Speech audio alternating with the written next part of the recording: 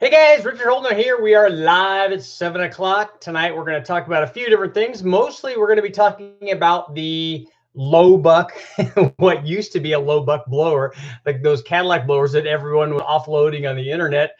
And as it turns out, after I did the first video on the upgrade on this thing, apparently everyone started jacking the prices up. So now there's something called the holder tax from these superchargers. I guess I should have bought them all before this happened and realized, hey, once we did this story, they're going to be really popular, and then we could have sold them all at a huge profit. But that's not me. I just wanted to do the test. I wanted to see, first of all, because I bought one of these blowers way back. I think it's been more than a year now.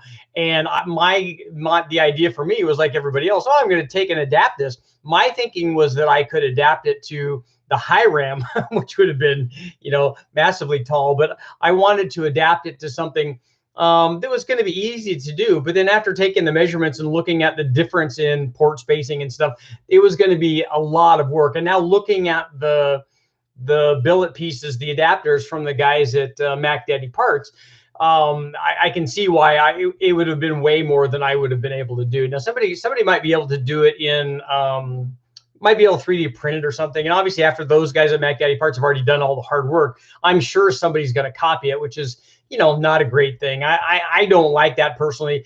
Yeah, I say if you're going to do it and you're going to try to earn the money from it, you should design it and you should build it. You shouldn't just go copy somebody else's and try to figure out a way to do it cheaper, because, that, I don't know, that's just not me. That's for the same reason I didn't just go buy all these blowers and try to sell them and jack the price up arbitrarily. I would have been like the hedge fund guys. I could create an artificial situation and then capitalize on it, but that's not me. I'm more of the Reddit guys.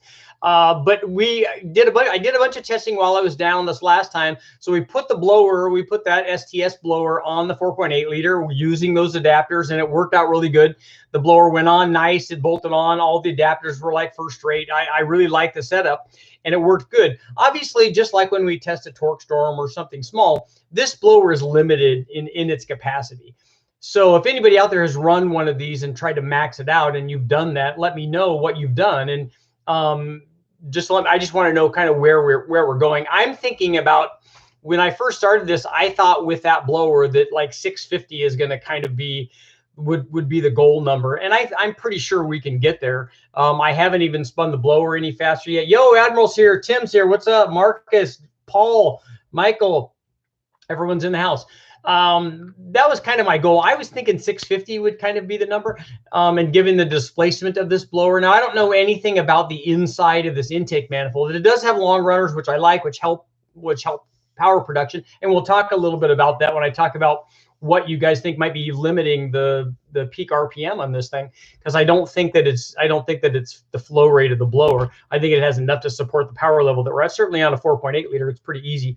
It's making enough boost, which tells me that, okay, it has some excess capacity, because that's the other thing. When I asked everybody, what should we do? What's the next thing we should do? Obviously, everyone's saying turn the boost up. But my question really was, do we want to test this on a bigger motor? And it seems like almost without fail, everybody wants to see this on a 6 liter. So what I can do is try this blower on the 6 liter Big Bang motor, which is sitting around. I have to make a couple of adjustments to it. I have to stop actually the head studs are leaking on that thing. So I have to silicone them or put thread seal or something on them and fix that. But otherwise that motor is ready to go, and it has cathedral port heads on it. So I can have a 525 or 530 horsepower or whatever naturally aspirated 6 liter and put this blower on. And the thing that I like about that is we're starting with a higher horsepower motor. So two things are going to happen. We're ultimately going to make more power.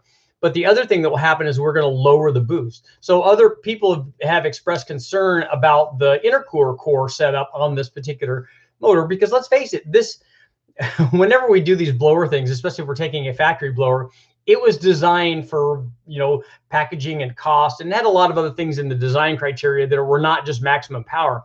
And when they designed this, they didn't design it, like the engineers didn't go, okay, well, we're trying to make it for a 390 horsepower motor, but we're going to have the blower size so it has the capacity to go to 1,000.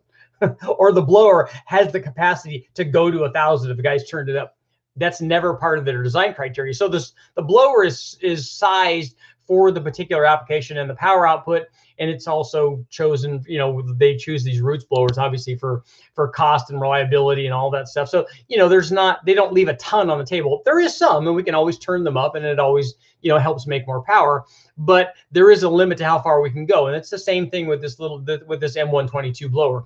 I want to find out. I'm definitely going to enlarge the opening on the blower. I'm going to have another adapter plate made so that I can open that size up. I'm hoping I can go to 4 inches, and then that will give plenty of flow in there, and I can run a 4-inch tube and the 4-inch 102 or 105 millimeter throttle body. That should be more than enough to feed the power level that we're at, especially if we get up near 650 horsepower. We probably have pulleys coming for it. Obviously, I want to try a different cam.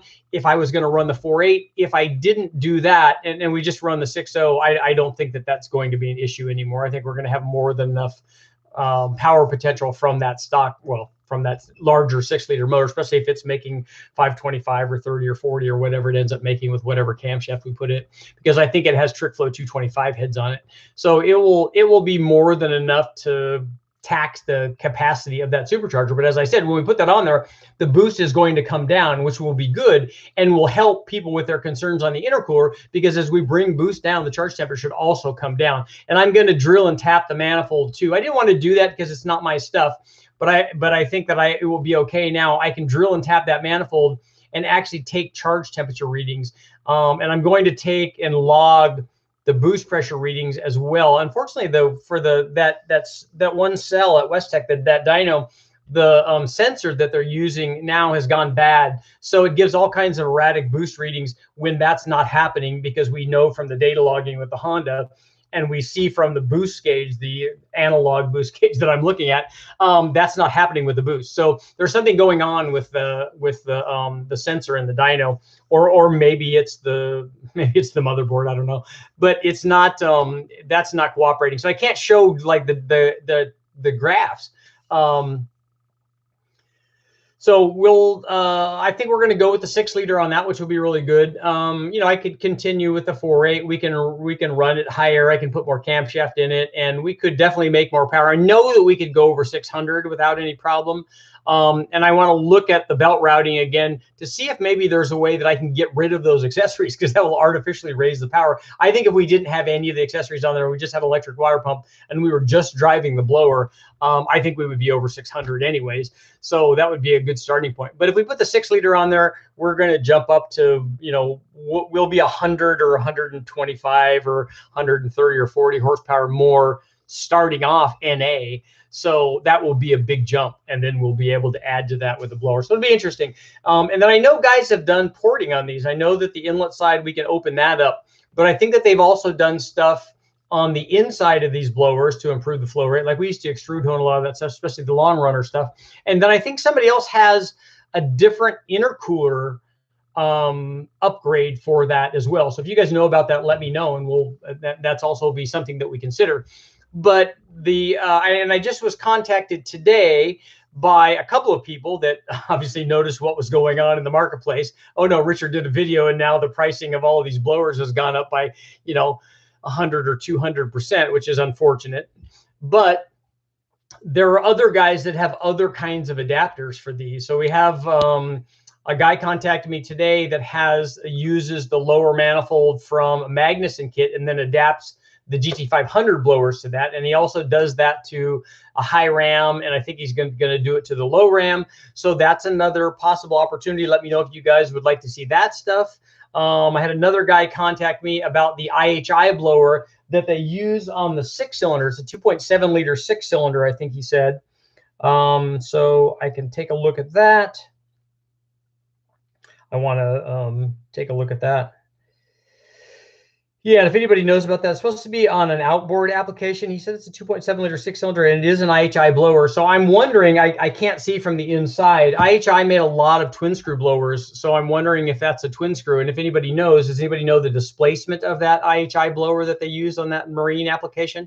If you do, let me know. That's another possibility, because it would be cool to take, if those blowers are readily available. I don't know that any of them will be readily available like the 16 or 1700 that they had of these Cadillac blowers originally, but I think that all of those have been sold now, and some of them with pricing that's, you know, a little questionable here at the end. But if I had the IHI blower, that would be cool to adapt that too, especially if it's a twin screw, and especially if it's something that has some capacity. I'm hoping that because it was put on such a small power output motor, that it's not like a 1.5 liter or something that we don't have much range with. I'm hoping that it's a 2 liter blower or a 2.2 or something like 2.3. That would be good because that would give us room to grow. So those are some other things that are coming up, but let's find out what you guys are doing, what kind of questions you have.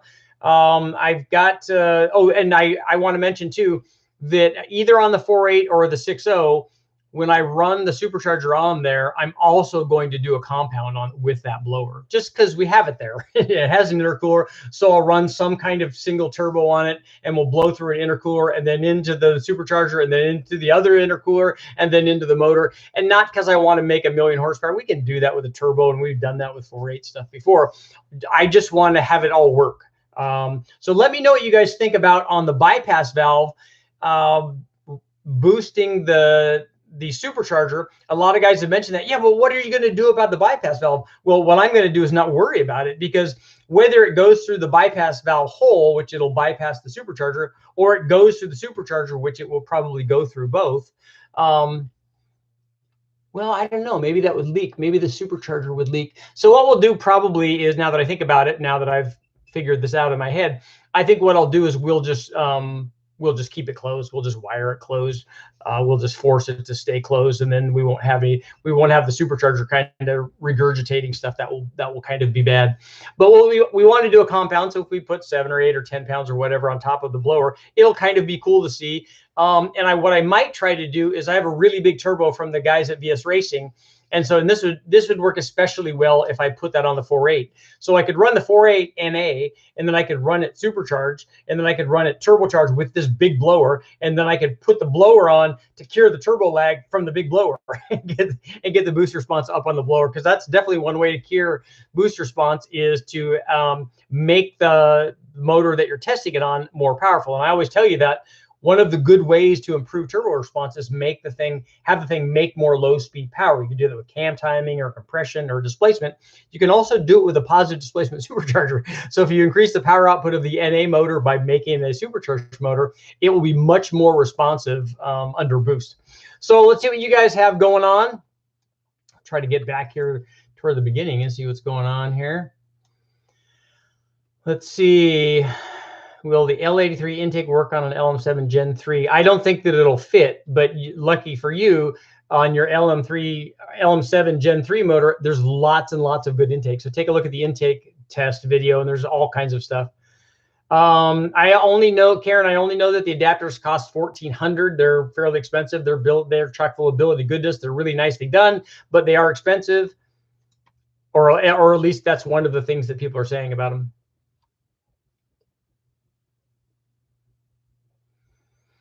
Yeah, Hill Customs, it is the rear throttle body. You can make an elbow to come around, you know, like Kenny Bells are like that, and some of the other stuff.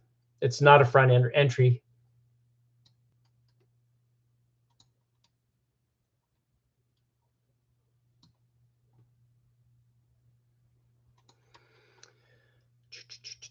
Don't forget the boost on the gauge is boost at the intake valve. Not necessarily. The boost it depends on where we're taking the measurement from. It could be anywhere in the intake manifold. It could be anywhere in the plenum. It could be in one runner. And it doesn't necessarily all have to be the same. And it doesn't necessarily have to be what you're seeing at the valve, but it would be nice if it is. Twin scroll turbos, I definitely am going to do that test as well. We're going to do that with a divided Y pipe and a non-divided Y pipe.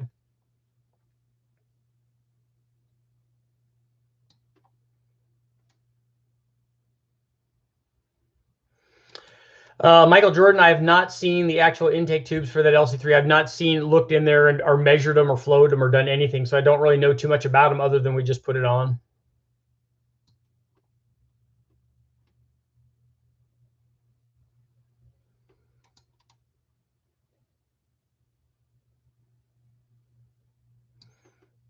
Richard, can you go? This is quite a request here. Richard, can you please go back and do all of your LS videos, all of them, with a flat plane crank. No, we'll never see a flat plane crank. I'll never do one.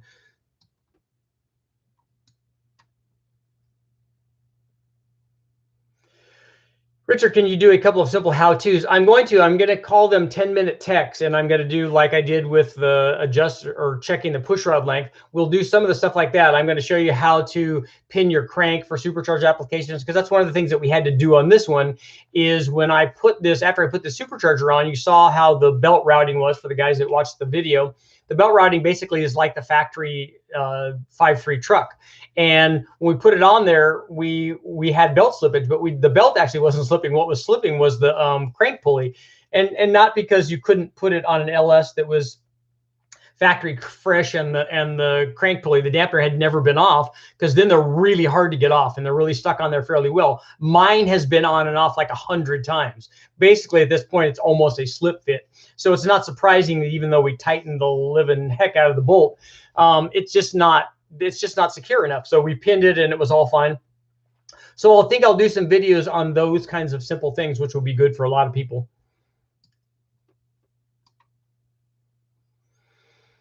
Potato, do you think the supercharger would be cost effective compared to a turbo? No, I don't think so. I think that if you can buy a turbo for $163, even a really good deal on these blowers when they were $250 or $300, it's still more expensive. And then you have to buy a lot of stuff. It would be interesting to actually piece it out and find out, because a lot of guys are saying, oh, well, the LSA blower is a lot cheaper. And I don't think a lot of those guys that are saying that have actually gone from nothing to having a running LSA blower on their car or on their motor.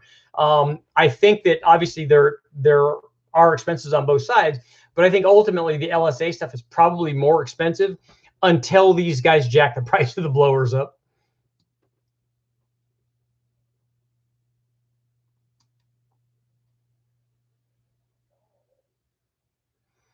Yeah, we might be doing compound boost.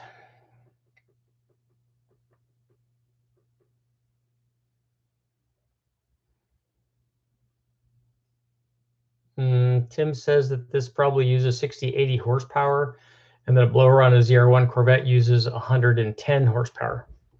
Have you blower dyno tested that? Because we have, and we know what the numbers are. If you spin I'll give you an idea. If you take a TVS 2650 blower and you spin it at 20 pounds at 20,000 RPM, it's 300 horsepower. That's what it takes to spin that blower and flow that amount of air at that speed and that boost. So that should give you an idea. That's basically maxing the thing out, and that's what racers are doing. So, you know, obviously, and it goes down as you go down in blower speed and you go down in flow. And down in boost. The power consumption goes down as well. And the problem with a lot of these blowers is that it's not a linear curve in terms of parasitic loss, or it's not a linear curve in terms of charge temperature. It is for a while, but then when you get out of its efficiency range, that thing runs up. I mean, it comes up on the cam, and you start using a lot of power to drive it, and the charge temperature goes up dramatically.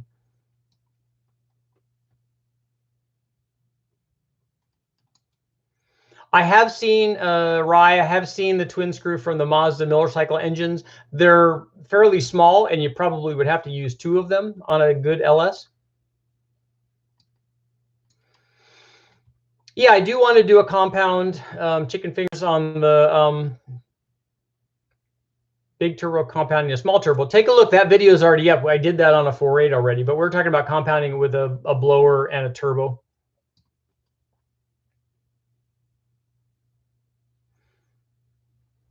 I haven't done any quick spool valve testing.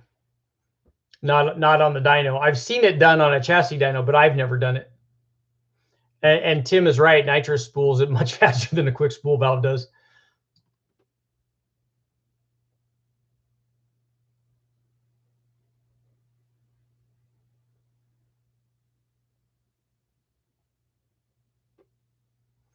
Smoke and Drift Queen has another quick question. Well, just ask. You don't have to tell me that you have a question. Just ask the question.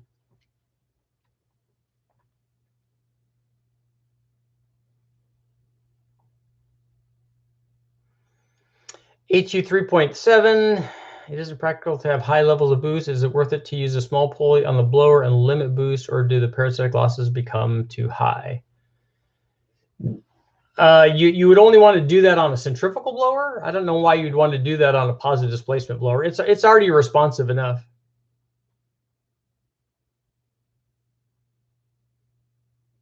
There are there pulley options? Yes, there are pulley options for this blower. We can go to smaller blower pulleys, and we can also go to a larger crank pulley. Like I could put an ATI dampener on it that's bigger than the factory truck, factory serpentine pulleys and dampener. I have those, and I can run one of those. And I would rather do it that way. The only thing about stepping up the crank pulley size is that it also spins all the other accessories faster, and you can cavitate the water pump, and you're also increasing the parasitic loss by doing that. So if you just do it on the blower, that's good, but there's a downside to just doing it on the blower. If you make the blower pulley really small, then you start having to worry about belt slippage, because this is all a 6-rib serpentine setup, and the same belt is driving all of the accessories and the blower. Now we've got a lot of belt wrap on the blower, but still I don't like how small the blower pulley is getting. An M90 on the Vortec 4200 would probably not be a good choice, because that 4200 already makes 290 horsepower. And so it makes that NA. So it makes more power than the supercharged 3800 was rated at with the blower. So it's not, it's almost too powerful. I mean, you might be able to see something, but it would really need an M112 or an M122, or what we're going to put on it is a turbo, and it will work really well.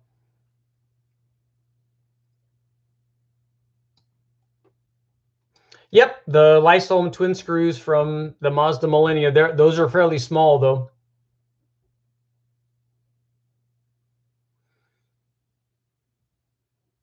Taco Lightning, how much does a tunnel ram cost for a 4.8? Take a look at the high ram stuff. You can, I think that's about $885 for a tunnel ram setup, something like that.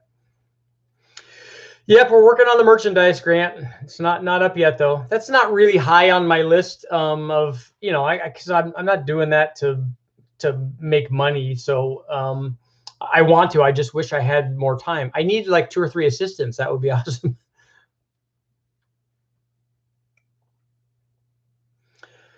Which stock head would be best for an LQ9 build with a sloppy stage 2 from Trick Flow? It depends on what power output you want. The best stock head is a factory rec port head. An LY6 is the cheap way to go, and that makes good power. That will make more peak power than any of the other factory cathedral heads. Any sort of ported factory cathedral port head, especially if you have it done properly, like the ones that we did from Total Engine Airflow. Lots of good guys out there, West Coast Cylinder Head, and various people can port those, and that will make more power than a factory rec port head will. So it depends on what you want to do. 180-degree headers would be cool, and also like an 8-into-1 merge header would also be awesome. I'd like to try that too, but I would have to build just a dedicated set for the dyno, because of the way that the motor's mounted on the dyno. We would almost have to run the exhaust forward and then loop the exhaust back around, so it would only work on the dyno. Or it might work. That might work for some guys have some for sand rail application, so maybe I could talk to one of those guys.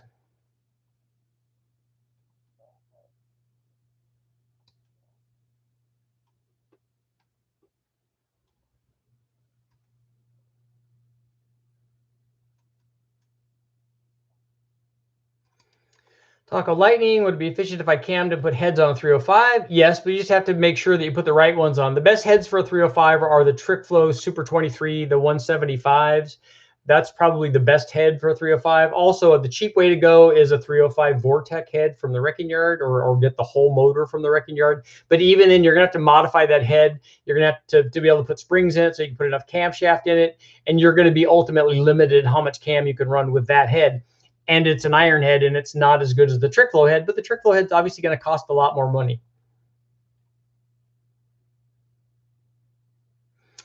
Oh, Mike says that Aussie Speed has M90 and 112 setups for the Holden, Ford, and Chevy inline 6s. Very cool.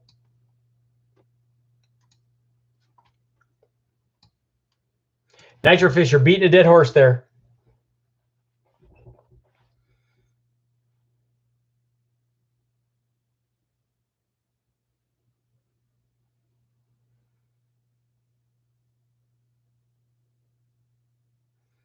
Tim says the 110 horsepower for the TVS 2650 from zero on a ZR1 is the number from GM. Yeah, it's the number from GM run at a certain speed and a certain flow rate. It's the number that I gave you is with one that was maxed out. How well are those intercoolers on the M122 working? Intake temp. The intake temp's for 112 degrees, if I remember right.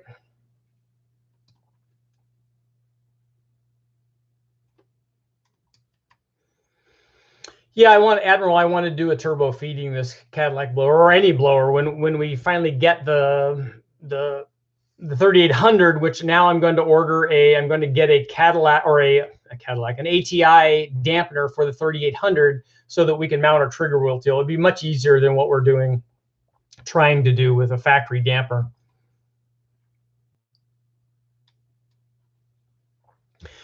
Brian wants to know, could I reuse stock 5.3 pistons for my mild build, even with some marks on the skirts? Yes, we scuff those and put it back in. A wrong cam shirt and a sexy hat, Grant. We're working on it.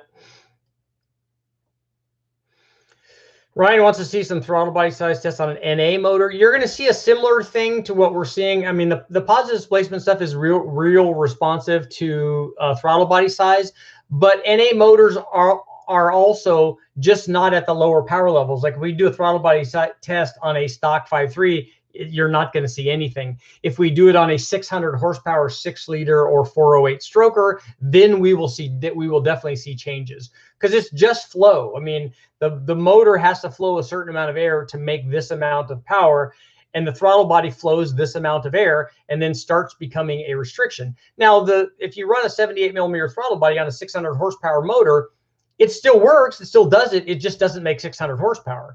It makes less than that. So it doesn't cork the thing off altogether. It just allows it to make less power because it has less airflow.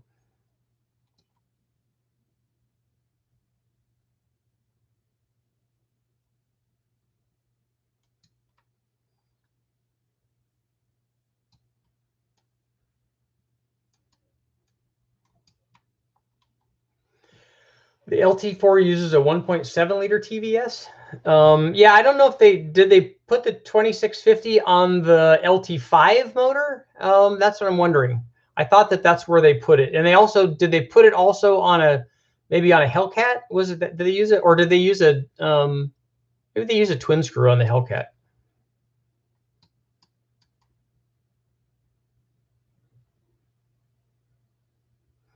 A GT45 blowing into the supercharger. Yeah, that's just not too much extra power going into the, a kind of an undersized supercharger. So both of those would kind of be the wrong thing. A Whipple supercharger on a 4.8 and an LS9 cam. That's not a good combination. The Whipple, yes. The 4.8 is fine. I would, something bigger would be better, but I wouldn't put an LS9 cam in it. I'd put something different than that. I'd put it more like an NA cam on it. With this blower, what are your personal ideas of how you would like to push the blower? Like I said, we're going to run it on a 6-liter, that makes more NA power, and then that will tell us what the flow rate is. The motor will take more power than this blower would be capable of putting out. It'd be cool to also we could run nitrous through it, and that obviously would help it.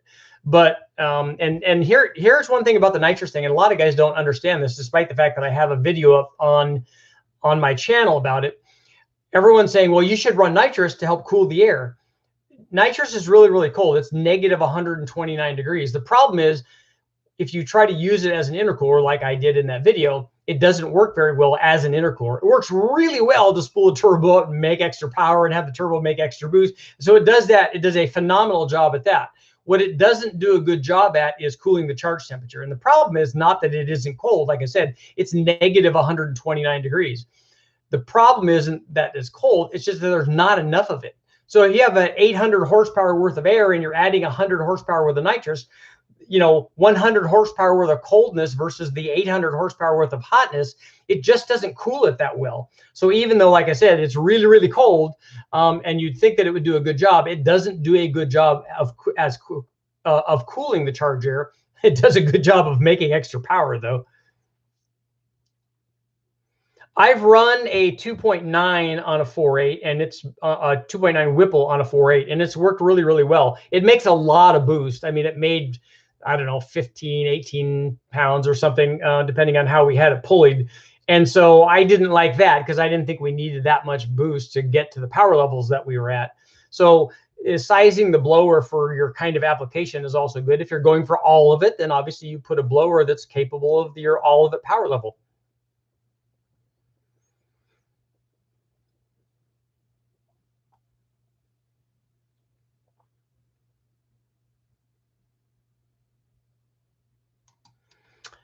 Sabertooth, does Airflow Research make heads for the LS series? Yes, they make both cathedral port heads and rec port heads.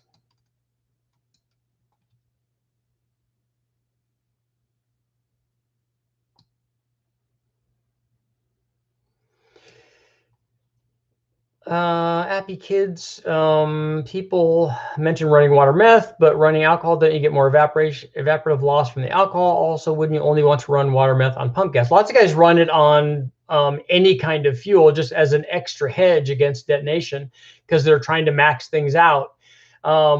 It's most commonly used with pump gas, but that's because it's a, they're trying to suppress the detonation and then allow them to run more timing. Running water meth on pump gas won't give you what E85 will, or race gas, I don't think. And I always, even whether you're running water meth or not, I always recommend an intercooler.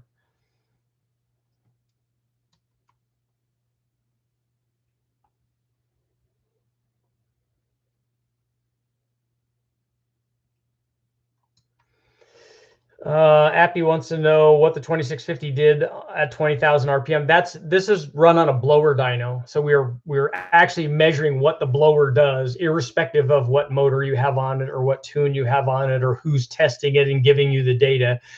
We were just running the airflow. So yeah, you rate on the blower dyno, you spin the blower at a given speed, you regulate the discharge side to create the pressure that you want. And you can regulate the inlet side if you need to without regulating the discharge side. So you have the amount of flow that you want. So let's say that you want to run it at 20,000 RPM at 20 pounds of boost. You configure the setup to produce that, and then you can measure the amount of airflow that the blower is able to process. If you just spun it at 20,000 RPM without any regulation, the blower would flow more air. But the thing is, you can never do that because it always has a motor on the other side of it that's going to limit flow because the motor is some kind of restriction.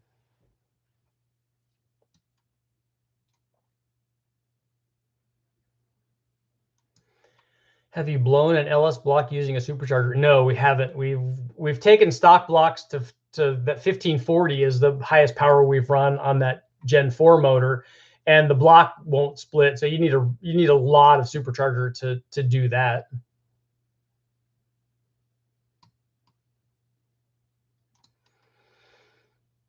Richard, I picked up a T66. I'm hoping that it's a T4 and not a T3. If it's a T3, it's going to be kind of small on the hot side for your 4.8. If it's a T4, it will work fine.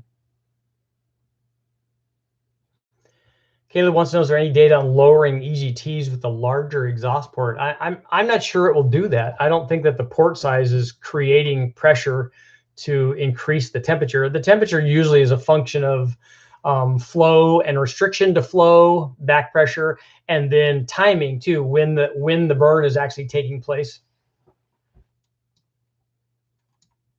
Do you use vacuum? Do you lose vacuum with a larger throttle body? Yeah, like on a supercharged application, you lose vacuum between the throttle body and the inlet of the blower or the rotors of the blower. And that's what you want to do. If you can get rid of all of the vacuum there, you will make the most power. Well, you won't make the most power. You'll make the second most power. You'll make the most power if you have pressure in there being blown in from a turbo or another supercharger. Then that's the best case. Having no vacuum there is the second best case. And then having minimal vacuum there when your throttle body is too small, or the air inlet that you have, the filter, anything in front of the opening going into the blower that's restrictive will create vacuum there.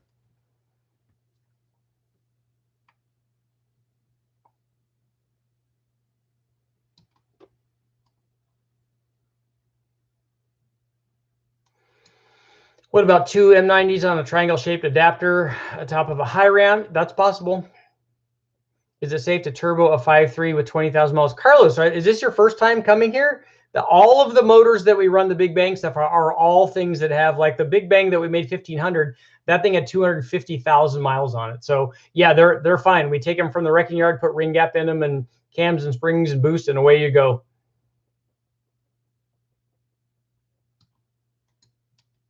On this motor, we didn't just run electric pump. We ran all the accessories, except for the air conditioning, which is on a separate belt, so we didn't run that.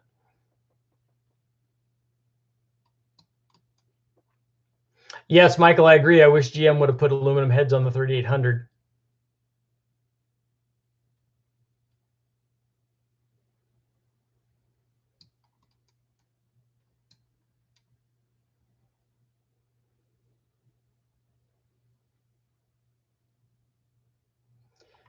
Mike Bell, when airflow reaches what the bigger throttle body will allow, the engine will just rocket up in revs.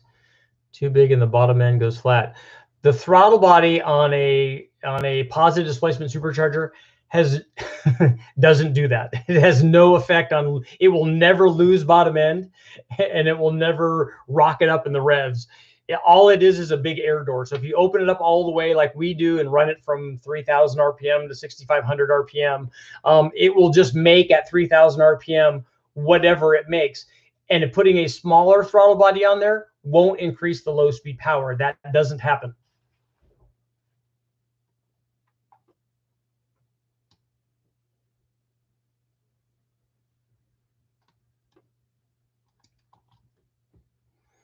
Six gun, I don't know that I'm investigating other options to do, you know, low buck blowers with other kinds of adapters and stuff, but I hadn't seen anything with that Cadillac blower. There are other blowers that you can use, obviously, like I'm going to do one probably with the GT500 M122, which is different. And they have an intercooler, but again, if you have to get you can buy the supercharger cheap, and even if you can get the manifold cheap, then you also have to get an intercooler. So there's always some way that it's not going to end up costing $10 like a GT45 from eBay is.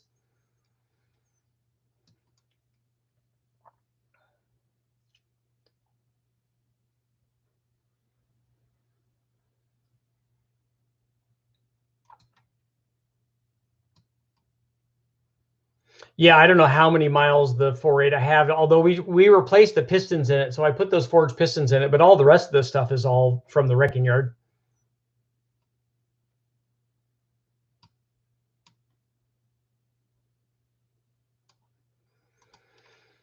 Nothing about me. I was surprised to learn that the Airflow LS head requires roller rockers. Well, I've run both the rec port and the cathedral port Airflow research heads, and neither one of them were run with roller rockers. So you might want to check again. I don't think that that's accurate. Brett wants to know, would it be worth upgrading my LS1 intake and throttle body, making a little over 700 on my Turbo 5.3 stage 2 cam? As I talked about in the video, the throttle body is less, size is less important on a blow-through application, whether that's a turbo or a centrifugal blower. The intake manifold is not good. The LS1, if you have an original LS1 intake and not the later upgraded LS6 version, the LS1 intake is the worst factory intake that they made. It makes the least amount of power of all of them. If you take a look at the intake video, that's up there, and it will show you that we use that as our baseline because it made the least amount of power. A truck manifold makes more power, the TBS makes even more power, and then a fast manifold makes even more power. So it depends on what you want to do. And it does that NA and under boost. Although for you, the easiest thing rather than changing the manifold is just to turn it up another pound of boost. I don't know how much the fuel rails cost, Karen. You could talk to the guys there. I can put their phone number if you guys want to call them.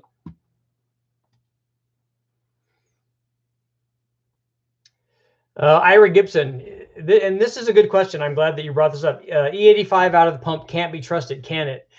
A lot of guys say that. They take their little measuring kit, and I can tell you that every turbo and supercharged and nitrous or high compression motor that I've run at West Tech in the last, I don't know, 3 or 4 years now, I go to the gas station to get pump E85, and I've never, ever checked it because the safe zone for E85 is, in my opinion, is from about E50 on up. Anything that you do in there is fine. I know guys want to adjust their air fuel exactly with the ratio of the E85, but if we put the air fuel at a gas scale of 11.5 to 1, and we put, like we did with this blower, put 23 degrees in, it makes good power. And we've never lost a motor because I haven't checked the E85. So I think that there's a really big safety margin there. And if you get, and like I said, I don't want to worry about it. I never even check it. And I know if you're going drag racing and you're trying to make 40 or 50 pounds of boost, and you're trying to do that with E85, then it might be a good idea to check, because then the difference between E85 and E70 might be really something.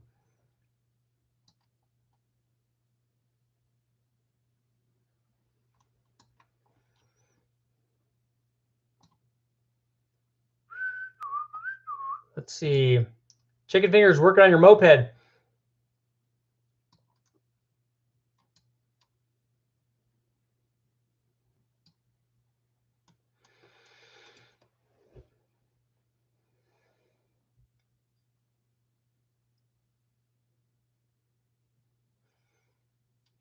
Yeah, James, I've seen Gale Banks talk about those, and we did this long ago with Kip at Turbo Magazine, and trying to get the nitrous to spin the impeller and stuff. It's a waste of time. Just inject the nitrous into the motor, and you'll have all the response rate that you want.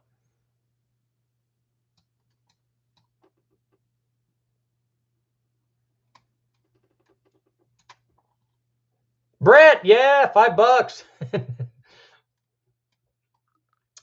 So what do we got going on? How would a stock L33 compare to a stock LQ4 with the Cadillac blower? I'm going to test the Cadillac blower on a 6-liter, so we'll have a good idea. With either one of those, you could you could ultimately make maybe the same peak power, but the bigger motor is obviously going to have more power down low.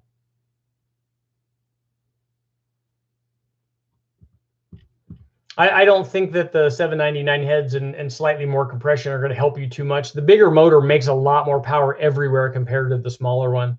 It does that NA, and so it will continue to do that, especially if you put cams in those. The difference between the 6-liter and the L33 would be pretty significant.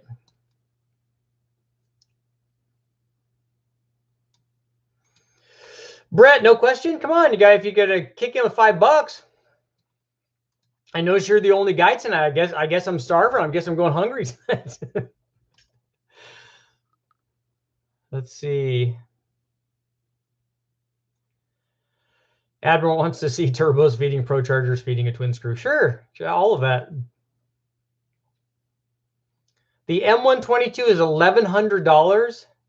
See, I was just going to look for one of those for a GT. And that's the thing. Does anybody out there have a GT500 blower that I can borrow for the test? I want to run the setup that this guy was talking to me about, but I don't have a GT500 blower. Jim Bell just contacted me. He might have one. So if he has one, I can get it, and they're close by West Tech. So that will be easy. But if anybody else has one out there, and hopefully that you're local and it doesn't have to be shipped, because that would be kind of a pain. But if you have one, that would be awesome.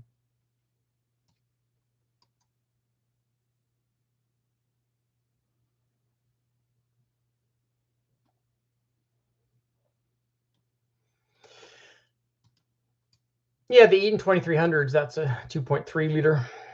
And a 122 is 2 liters. And the M112 is 112 cubic inches, which is a little less than 2 liters.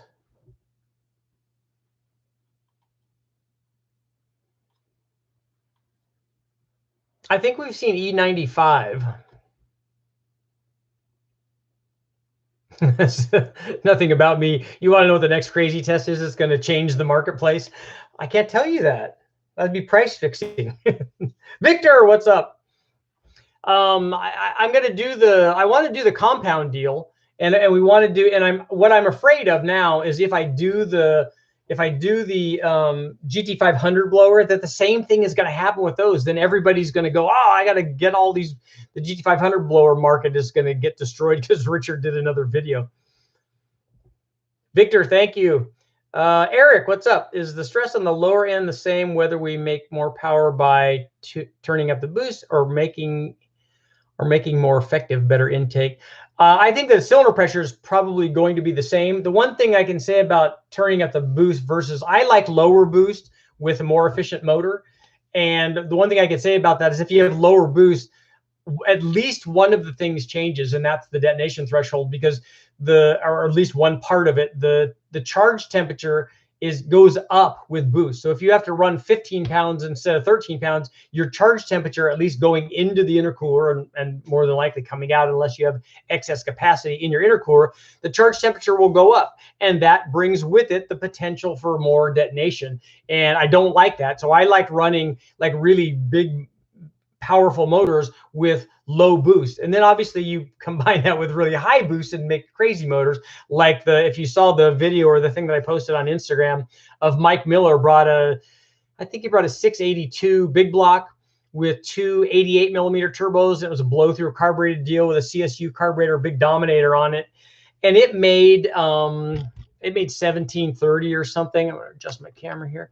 It made 1730 on 12 pounds. So it was a really, really efficient NA combination before he added boost. And then they're going to run like, crazy boost on it for what they're trying to do. So, that's those turbos are capable of that much each. So he's got a lot of room to grow there.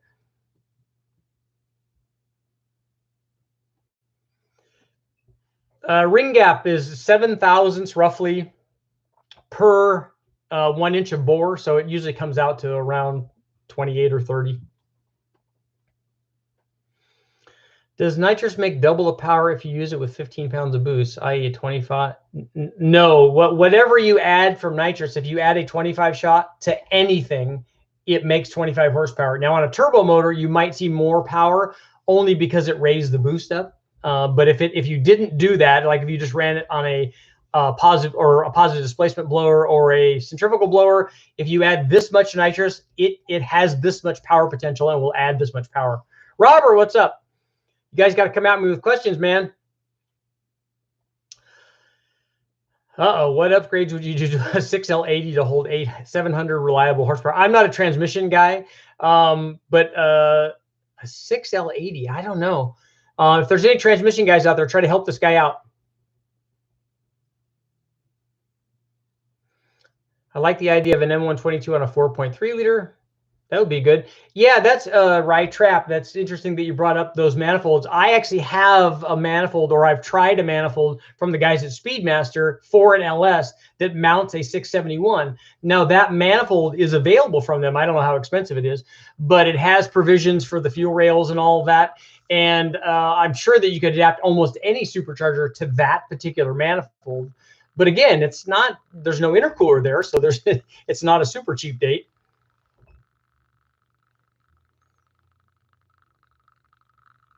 Yes, Karen, Circle D. That seems to be the good. They should start paying us, I think, because we get a lot of recommendations for Circle D.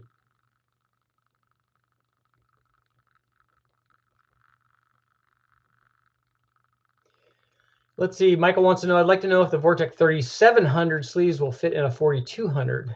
That would up the displacement to 4.4 liters. Is the 3700 a bigger bore? I thought that was just a 5-cylinder.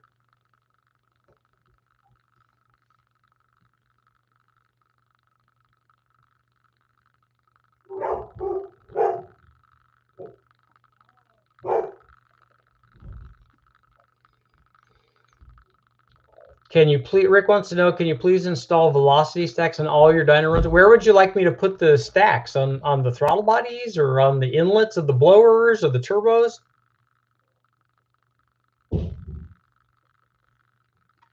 I didn't know the 5-cylinder had a larger bore than the 6-cylinder does. Yes, and Austin brought up a good point. You can also remote mount the blower. The thing that I like that are really cool are the Bonneville guys always mount the big, especially in the vintage classes, they mount the big 671 or 871 up in front of the motor and then run tubes off the blower to go into the motor. And they do that for packaging so that they don't have to have a big blower sticking up and ruin the aerodynamics of the car. So remote stuff is definitely possible as well.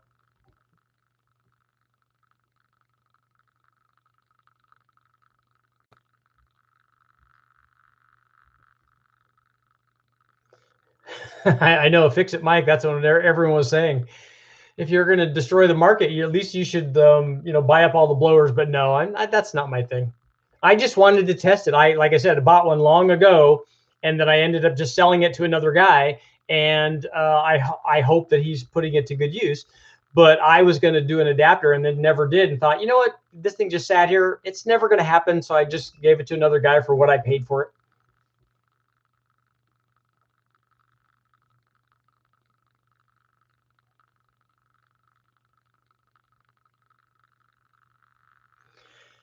Jody wants to know how useless is it to run 110 octane on a 9 or 10 to 1 compression motor?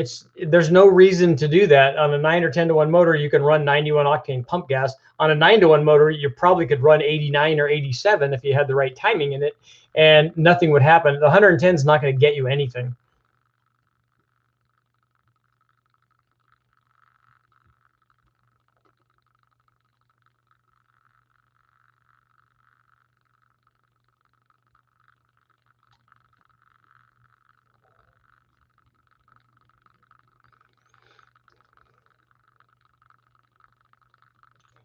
I'm late, but I love your videos, no matter which engine. Well, welcome. I'm glad you were able to drop by.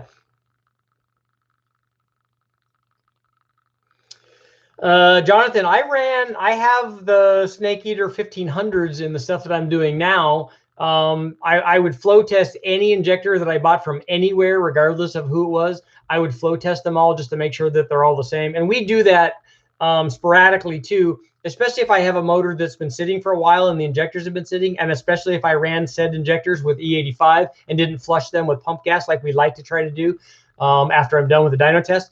So I would say that, and then we take them off and put them on that ASNU injector machine just to make sure that none of them are stuck and that they're still flowing and that the distribution is kind of even. Australia's in the house. Yeah, where's Julius? He's not here.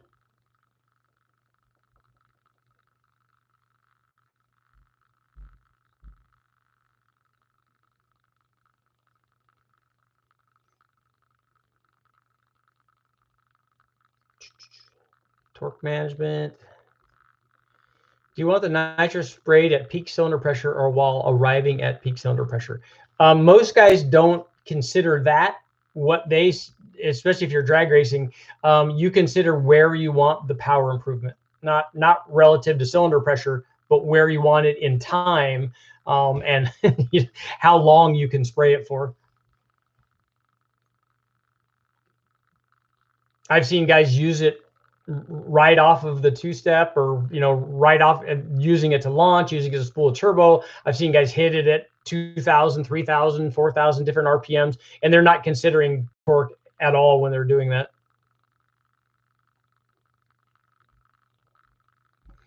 Can a stock computer that runs an electric throttle body control too? Yeah, you need the X-wing or X-wire or X something or other that helps you do that. Somebody let them know what that is. I've never done it because I don't ever run drive-by-wire stuff, except with the possible exception of the Coyote stuff by wire that we ran. And we may have run, the Hemi also was a drive-by-wire because we ran them with the factory stuff.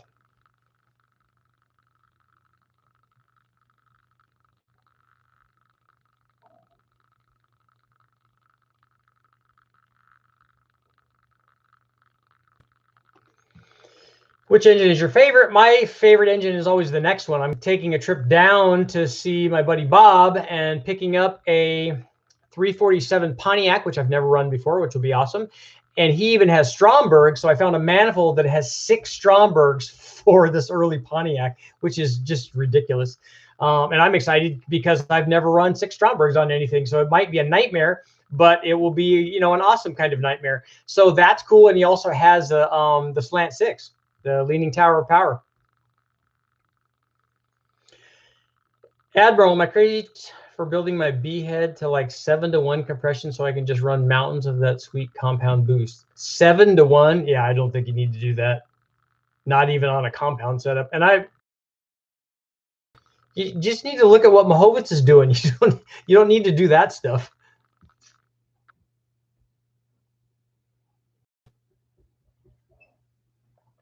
Yes, Charles, hitting the nitrous at low RPM is hard on stuff because the way that the math works is that if you have to add nitrous basically at a horsepower rating. So if you had 100 horsepower with a nitrous and you do it at 5250 RPM, it will add 100 foot-pounds.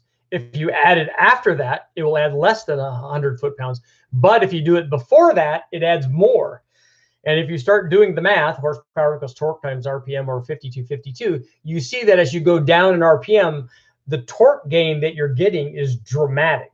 It's a lot. So you have to worry about the cylinder pressure there with the nitrous engagement. But as I said, lots and lots of racers doing that because right in it and they have it all managed.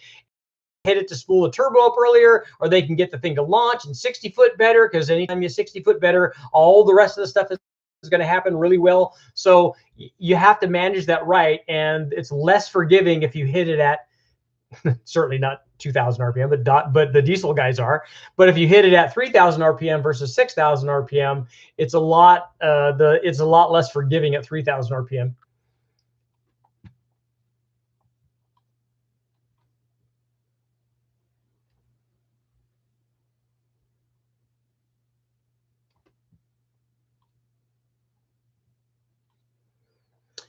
Yes, a 2018 Explorer with a 3.5 EcoBoost. We've chassis dyno, and it was surprisingly impressive.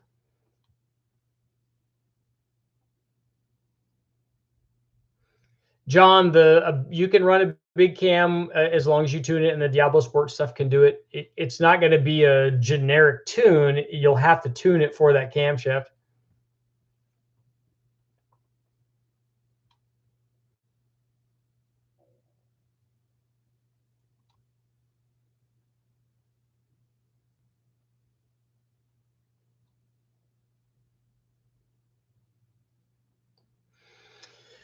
Well, Admiral, just go, just do it. Do the compound deal. Let us know what happens. I mean, I'm all for doing it anyway, just because it's like super cool. Sammy wants to know if a turbo has the same strain on the rotating assembly as a supercharger. No, it does not. The parasitic losses associated with driving a supercharger are much higher than they are with a turbo. Turbo might have more heat management issues, but if you run a supercharged motor at 1,000 horsepower and a turbo motor at 1,000 horsepower, the supercharged motor is probably making more like 1,200, and so it has that extra drive on your assembly, and in my opinion, that's not good, or not as good as the turbo stuff. How much time do you recommend on alcohol carb 6-liter? It would depend on a lot of stuff. It depends on the static compression, depends on the cam timing, it depends on the weight of the vehicle and the gearing and all of that stuff. Typically, when we run an LS, it wants to run about 29 or 30 degrees of total timing at the power peak. And then we have less, obviously, down low. We have the timing kind of ramp in. But 29 or 30 degrees on most stuff. It might be a little bit more. We've tried more timing, depending on if it's got a 317 head. Usually it wants another degree or two of timing because it has a big chamber, so that can affect it. And then if you run E85, usually you can run more, or it wants to run more. That should give you a fairly good idea where to start.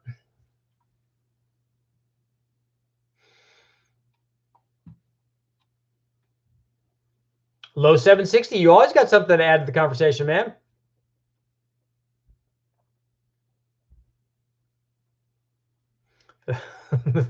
Admiral's theory. Theory is that compression is lower. I can safely stuff more air in there without knock. So as long as the bottom end can take it, I'll make more power. Sure, just stick with that.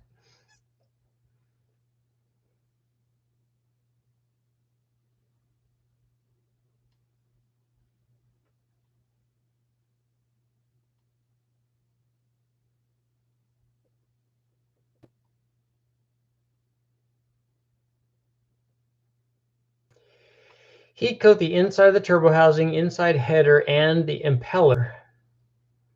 And oxygen cylinder fed LS. And dual fuel injectors, DIY on bread box. Any news on the Chrysler 2.2? I actually called him before he left down there this weekend and spoke with him. The car's not ready yet. I'm looking at 2 cars. One is a GLH, the other one's a Charger. I'm leaning more toward the GLH because I have some fun things I would like to do with it. I just want to, what I want is to start out with a stock one and then just do the normal kinds of upgrades that everyone's done, so I can, you know, do like real evaluations on that stuff, how much it's actually worth, and show that stuff on the chassis dyno. That way I can also do chassis dyno testing, so I don't have to always do engine dyno testing. I can drive around. It's a fun little car. I really like them. I think that they're awesome. And then I can get crazier, do the T2 mods, do intercoolers, do air to water coolers, do E85, do all kinds of fun stuff.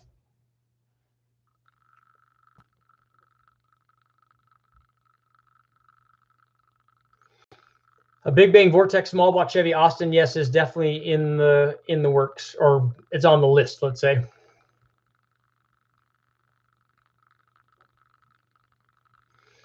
Clayton, I meant to, and somebody asked me about this. I never measured the blower. I can talk to the guys at Mac Daddy Parts and have them measure that. We could compare that to, I was going to compare it to the truck manifold to see what the height difference was, and I didn't do that.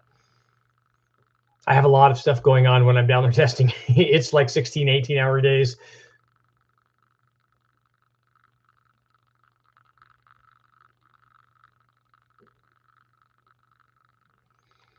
Mario, what's your favorite car you've owned? I have lots of good ones that I've owned. I actually had a 2006 Ford GT, which which I bought as a mistake. Maybe the best mistake I ever made.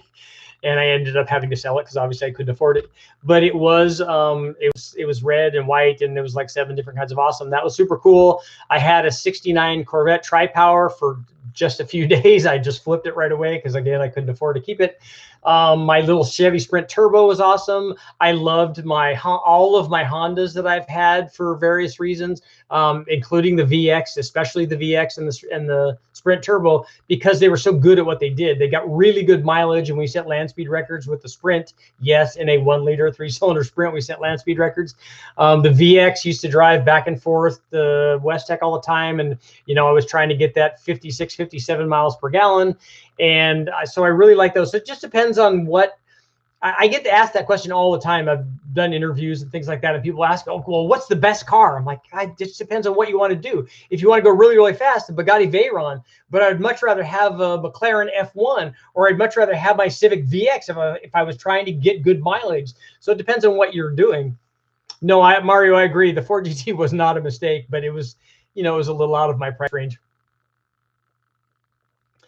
Special Spellcaster. I've tried lots of individual cylinder tuning. If you take a look, there's a video up on that comparing batch fire to individual cylinder tuning to carburation, and there's lots of stuff there. I was surprised, given when we saw the putting 802 sensors on the thing is just kind of scary when you see how far off some of the cylinders are. What surprised me is even as far off as some of the cylinders were, there wasn't much power to be had by doing individual cylinder tuning. There is, however, safety to be had by doing that, because if you're going to detonate one of the cylinders, it's going to be the one that's lean, obviously. So if you fix that and don't do that, then you can definitely improve the longevity of your motor, even if you don't make any more power.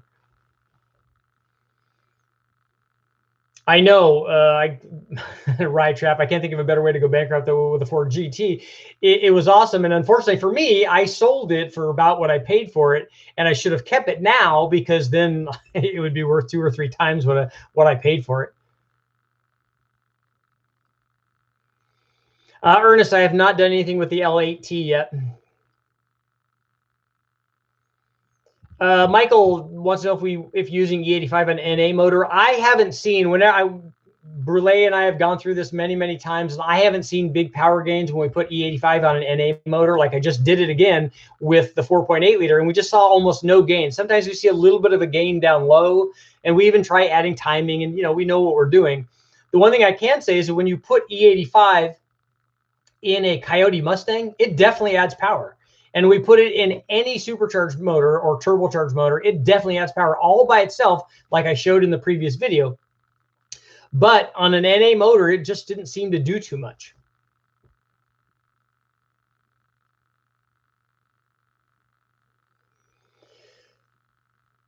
I'm going to call you Gus. I don't know.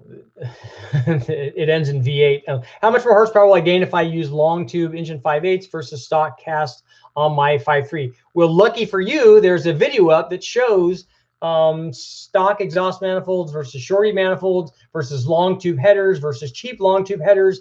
It was a long time one of the most popular videos I had up. So it's the low buck eBay cheap header video. So take a look at that, and that will show you what you'll gain. You gain less when the motor's stock, but you do gain low speed power, which is why the long tube headers are a good idea.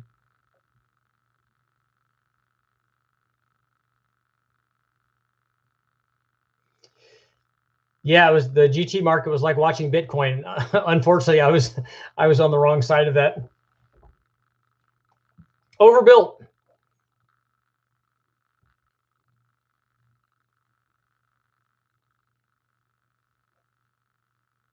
I would like to low 760. I would like to run a Toyota 1UZ or 3UZ. I would like to run those. I just need help making that happen.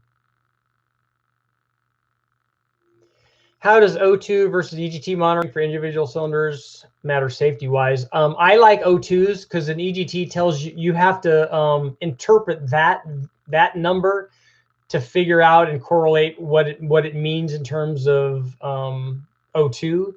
And an EGT is not an O2 reading, and a lot of people don't realize that. Oh, well, it's 1400 degrees. That's too lean or that's too rich. Well, the problem is, and this is especially on a turbo application or a supercharged application where you're trying to run pump gas, the EGT is going to be really, really high because you have no timing in the thing. So timing affects EGT a lot. It's not just air fuel, whereas an air fuel monitor is not affected by timing. It's just the air fuel. So if you're looking to make it richer or leaner, use an air fuel meter and then use the EGT as something else.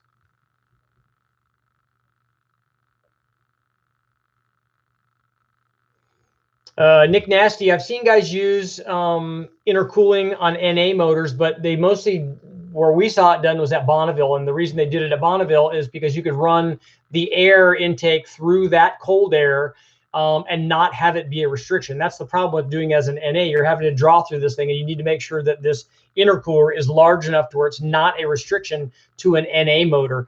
But at Bonneville, the way that they positioned it, it had pressurized air at speed. So they had pressurized air going through the intercooler into the motor, and it was also cool. So it was really effective using it that way.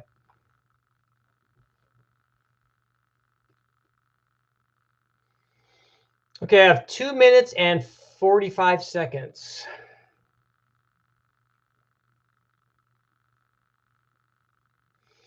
Yeah, Ernest, diesel stuff runs EGT gauges, and that's important because high EGTs obviously are problematic, and you can adjust the fuel accordingly on a diesel stuff. But I'm just saying that on a gas motor with the timing affects EGT dramatically. So sometimes it's not as good as it works on a diesel application.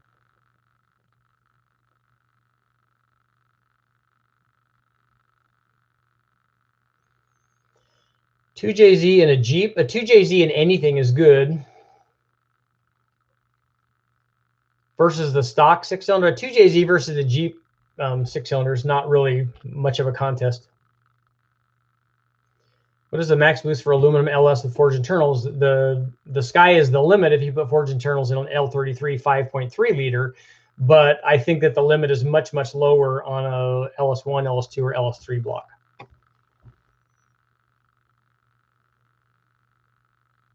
A Vortec 4200 and a Jeep Danks in the house. GTX 47009R on an LQ4 comp 469. Fast intake.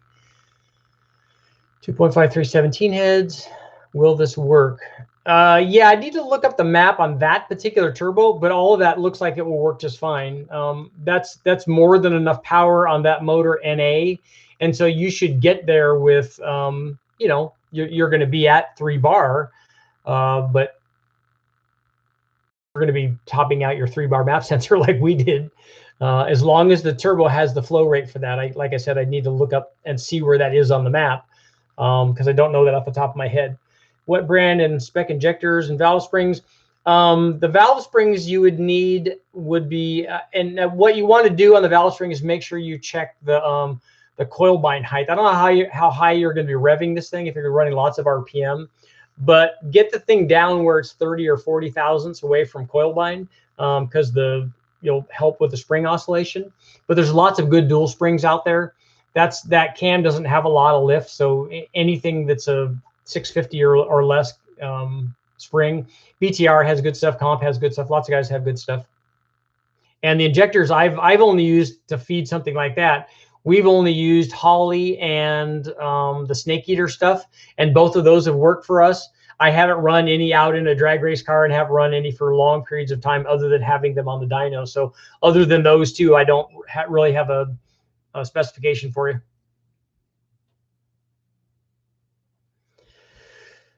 AppyKid69, yeah, in the house. How much testing for fuel economy on the LS platform? I haven't really done any because I don't really care. When we're running wide open throttle stuff, I only care about the power. I don't honestly care about what the brake specific number is. I don't care how much fuel it's using to do that. I know a lot of guys do, and if you're running Le Mans or you're running endurance racing or something, all of that would be very important. But I'm not as concerned about that, because the testing that I'm doing has to happen fast, and we have to run through a lot of things. I have to run through a lot of different cams, so I don't care at wide open throttle if one of those cams uses less fuel to make more power. That's not that important to me. Fuel economy testing for me would more likely be done actually out on the road, and I did a lot of that with the small motors, like with the Civic VX, and we did a lot of it with the Sprint Turbo. And I also monitored fuel economy on almost every vehicle that I drove, because I use that as a gauge, including the truck that I have, which will get 20 miles to the gallon on the four-wheel drive 1500 with a 5.3. Will get 20 miles to the gallon on the freeway. And I know because I spend a lot of time driving on the freeway, as long as you drive the right speed. If you don't, it's going to go down to 18 or so. But as I was saying, I use that as a monitor for whether or not everything is working the way that it should. If it does that fuel mileage and it has done that in the past, that's a pretty good idea that the motor's still running good and everything's still working the way that it should. If you get a dramatic drop, something's going on. If it goes way up, then something else is going on. If the temperatures go up, something is going on. And like when my fuel pressure or when my oil pressure dropped on the video, I knew that something was going on because it had never done that before. I didn't care what the number is, because I got a lot of comments from guys saying, well, don't worry about that. Mine runs at 3 PSI at idle or whatever, and it's run 100,000 miles like that. I'm not concerned about that. I'm not concerned about the number, just like I'm not concerned about air fuel numbers. What I'm concerned about is it changed. It was one way and now it's a different way. And so something changed. So I want to figure out what that is. And I was talking about the air fuel stuff. I don't care what the air fuel number is. I mean, we're going to have it be within reason when we're on the dyno test. But what I do is start rich and then start leaning it out. And the dyno and the motor tell me, yes, I like that. I like that. Okay, I'm not liking that anymore. Okay, whatever that number is, I know that every tuner out there will tell you it's got to run 13.2. Otherwise, you're leaving power on the table. Well, you don't know that. The motor will tell you what it wants to run, and that's the way that I do it. I do the same thing with fuel economy. Where are we at here? Derm. Do you think the 4.8 with the BTR 202, the torque cam, and a 7875 with a 9.6 housing is a good choice for an RV torque converter? Yes, I think it is. I like, especially with a 4.8, I like mild cams, and then you could run boost, because that cam with that motor is going to make I'm thinking we were at like 375 or something like that, 375 or 380 horsepower. And that's enough to get you to a really, really high power output with a turbo. So if you're starting from that, you can get, and that 7875 Gen 2, we know that works good. The 0.96 housing is a good call for the 4.8, and that little cam is perfect.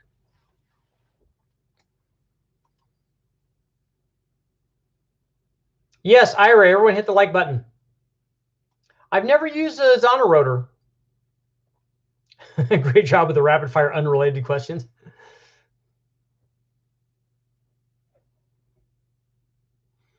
Okay, Dank, if you've checked the map, then you're good. You just don't want it to be near the surge line, and then what most racers do is go far to the right and then up. They maximize the impeller speed and maximize the flow rate, and that's why the things don't last the way that they should.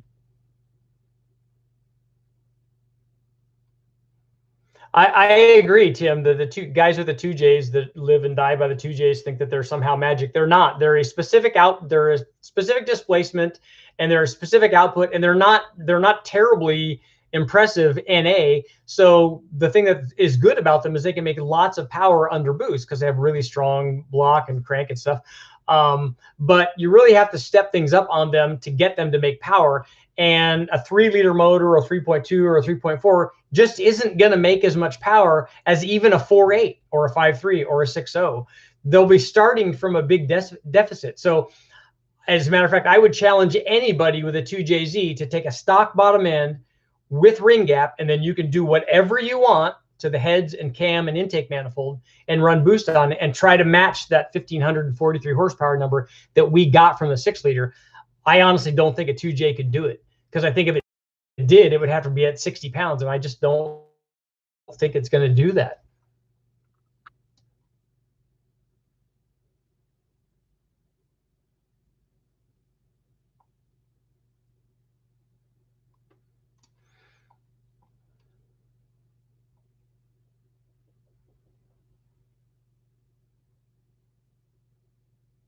I broke my hitting the like button. That's what I like. I like the aggressive like buttons.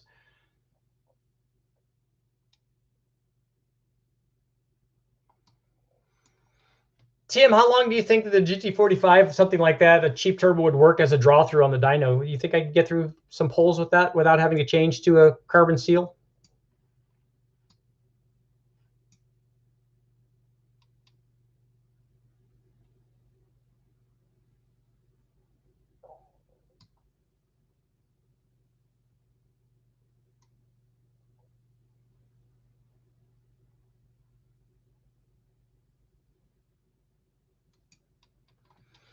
What would be the best NA setup for a 4.8? Are you going to race it? If you're going to race it, that combination will be different than if you're going to do it as a daily driver.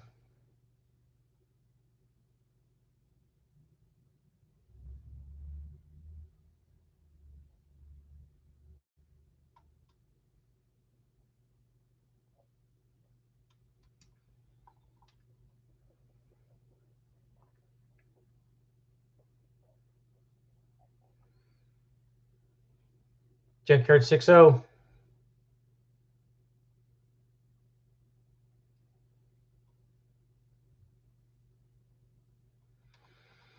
When switching from stock heads and stock intake manifold to something like trick flow heads and a fast LSXR and LS157, do I need to be concerned about piston to valve clearance? It just depends on what camshaft you have.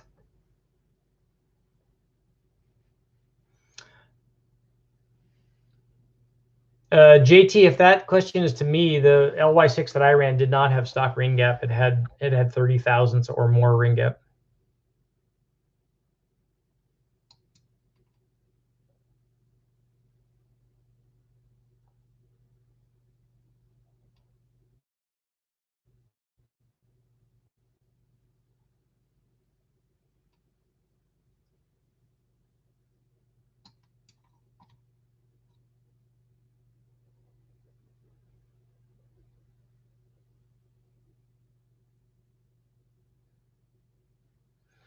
How much cam can an 0353 take before I have to worry about piston to valve problems? We look at something in the 231 intake duration range, 231, 232, and then you have to start measuring it. Okay, guys, I got to get going. Thank you for showing up. Thanks for all of your input. And let me know if you guys watched the supercharged videos on the 4.8. Obviously, that's no longer a low buck supercharger application. Even the blower now is like getting to be overpriced, unfortunately, but it's still a cool test. And I think like I said, I'm probably going to put that blower on a 6-liter so that we can find out what that blower can do. I don't know if I'm going to spend a lot of time other than I do want to enlarge the inlet, but I don't think I'm going to spend time porting it. And I don't know that I would do an intercooler upgrade on it either. Guys can do that on the Cadillac stuff and on those dedicated applications. But I think what I want to do is go on to another application, a different blower and a different adapter setup, different manifold, and try that and see what else we can do, so we can show the other guys, what they have, the other guys' blowers like the G500 stuff, which I think if I do a video on that, it just kills the resale market. I'm gonna have to stop doing those. Thanks, guys. I will see you tomorrow.